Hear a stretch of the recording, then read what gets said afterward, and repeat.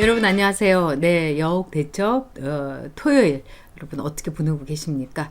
아, 진짜 나라 안팎이 뒤숭숭하고 그러면서도 효율적으로 돌아가는 거는 없고 진짜 깝깝하게 그지 없습니다.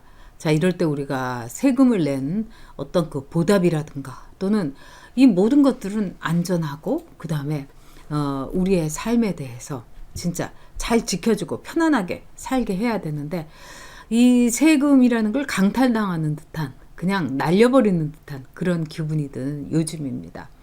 자, 이것뿐이겠습니까? 어저께 제가 이 민주당의 지지율이 아주 그냥 폭삭 내려앉고 있다 이런 말씀 드렸는데요. 자, 이 와중에 가장 큰 지지율의 폭락 원인은 크게 두 가지로 볼 수가 있죠. 하나는 그 우한 폐렴에 대해서 아주 미숙하고 무능하고 그러면서도 정말 뒷북치는 그 대처.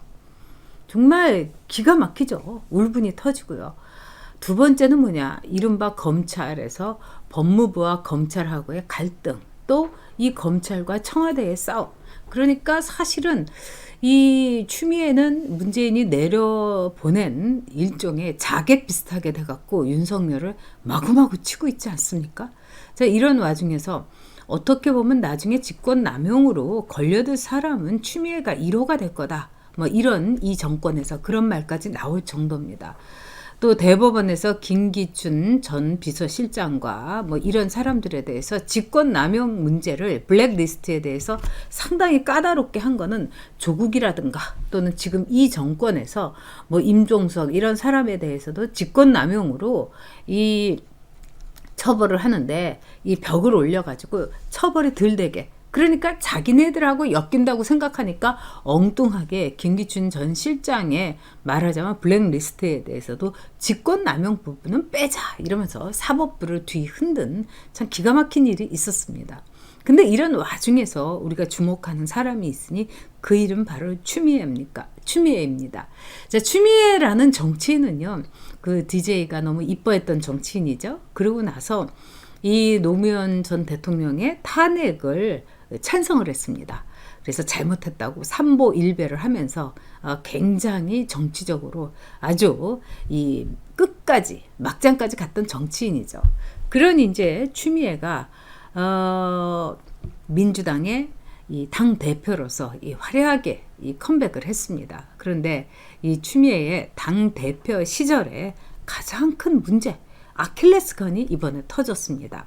여러분도 잘 아시는 것처럼 그러니까 지난 30일 목요일 날요, 이 검찰이 동부지검에다가 추미애의 아들이 말하자면은 군대에서 무단 이탈해가지고 그냥 나온 거에 대해서 추미애가 이거를 눌렀다, 막았다, 이 문제에 대해서 수사를 해달라, 이런 자유한국당의 말하자면 고발에 따라서 이 추미애 사건을 동부지검에다가 배당을 했습니다.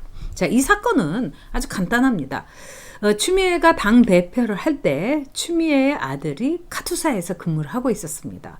사실 카투사 근무라는 건 얼마나 좋습니까? 출퇴근하지 않습니까? 그래서 카투사를 다 들어가고 싶어 하는데 이 카투사 근무를 하고 있는 이 추미애의 아들이 출퇴근을 함에도 불구하고 그냥 이틀을 무단으로 말하자면 외박을 한 겁니다. 이거 말이 안 되지 않습니까?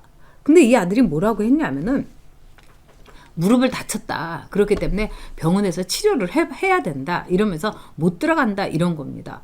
그러니까 군에서 무슨 얘기냐, 네가 신병이라는 거, 그러니까 이 신병에 무슨 문제가 있으면은 모든 군인은 일단 복귀를 해야 된다. 그리고 나서 내가 무릎이 다쳐고 어쩌고 저쩌고 하면 그래, 그러면 다시 돌아가 가지고 이 무릎 상태를 확인을 하고 그런 다음에 다시 치료를 받든지 뭐 이렇게 얘기를 했는데 얘가 이거를 확 무시를 해버린 겁니다. 말이 안 되는 거죠. 군대에선 이거는 정말 영창에 들어갈 감입니다. 그래서 이틀 동안 얘가 무단으로 외박을 한 거예요. 그러니까 군대에선 발칵 뒤집인 거죠.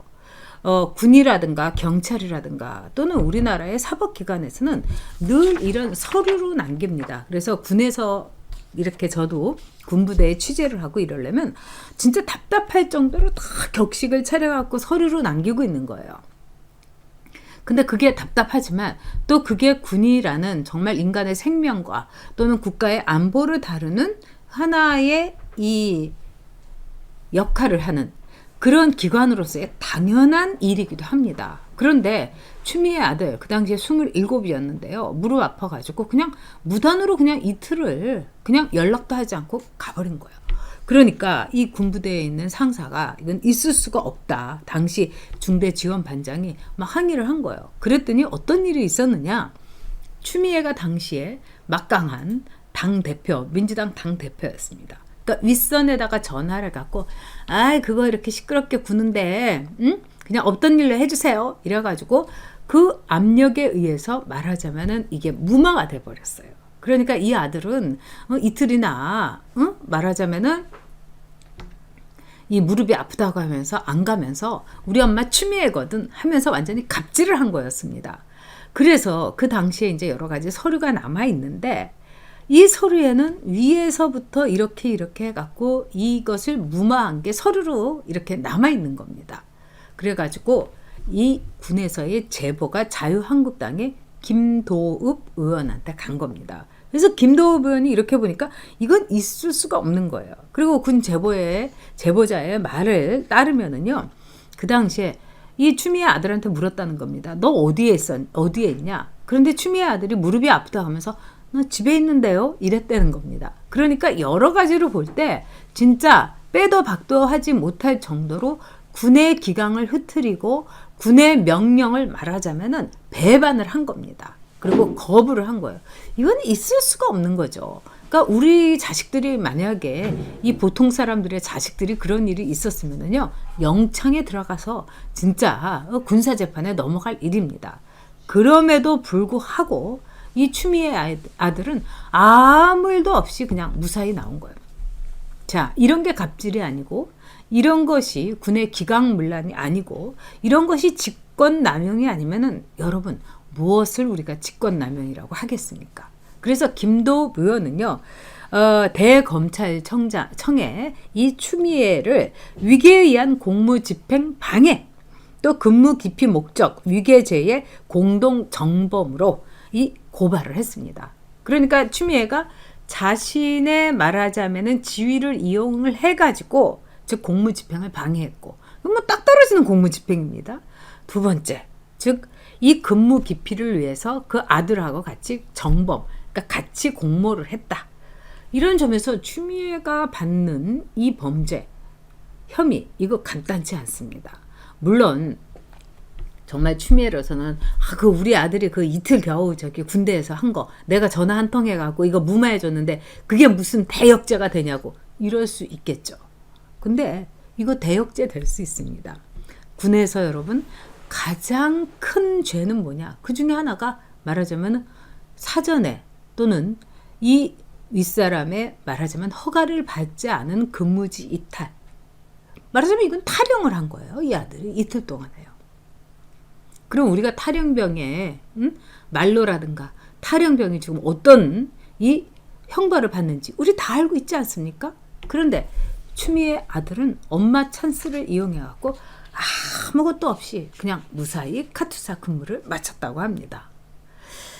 아무리 진짜 추미애가 세고 정말 세상이 엄마 찬스, 아빠 찬스, 뭐 할아버지 찬스 뭐 이런 거 다 하지만 이럴 수는 없는 겁니다. 더구나 이 카투사도 분명히 대한민국의 국군의 한 일원으로서 봤는데 누구는 이틀씩 무릎이 아프지도 않아가지고 병원에 있는 것도 아니고 무슨 큰 사고가 난 것도 아니고 예? 집에 있으면서 근무지를 이틀이나 마구 했다? 다른 집안 자식이면은 이건 있을 수 없는 겁니다. 정상적이라면은 너 들어와라. 지원반장이 그랬으면 들어가가지고 상태를 보여주고 그 다음에 허락을 받아가지고 다시 퇴근을 해서 그런 다음에 다음날 아침에 다시 이제 말하자면 병원에 가는지 이런 걸 허가를 받아야 되는 겁니다. 아니 무슨 철원 산골짜기라든가 무슨 오지에 근무를 하고 있는 것도 아니고 이 카투사에서 출퇴근하는 군 복무를 하면서 이런 식으로 했다는 거 정말 여러분 이 추미애라는 사람의 여러 가지 면모를 우리가 볼 수 있는 겁니다. 검찰 개혁하겠다면서 4명을 감히 명을 거역한 윤 총장이 문제다 이렇게 말하는 추미애의 오만 내 말이 무슨 하나님의 명이고 지상 명령이고 자기가 무슨 조선시대의 왕이나 되는 것처럼 생각했던 추미애. 그러니까 그 아들도 자기도 조선시대에 왕의 아들쯤 왕자쯤 되는 왕자병에 걸린 카투사 복무병이었다는 겁니다. 자, 이런 사람들이 대한민국을 이끌어가고 있습니다. 또 이렇게 무단 외박, 탈영을 말하자면 공동으로 함께 도모했고 그거를 힘으로 억눌렀던 사람이 이 나라의 법무장관 추미애입니다. 여러분 잊지 마시기 바랍니다. 네, 일요일에 소근소근 반짝반짝 전요기의 브이로그 지난번에 예고해 드린 대로 한나라당에 이 자유한국당에는 영원한 커플이 정말 많아요. 이거 주제로 내일 여러분 또 뵙겠습니다. 감사합니다.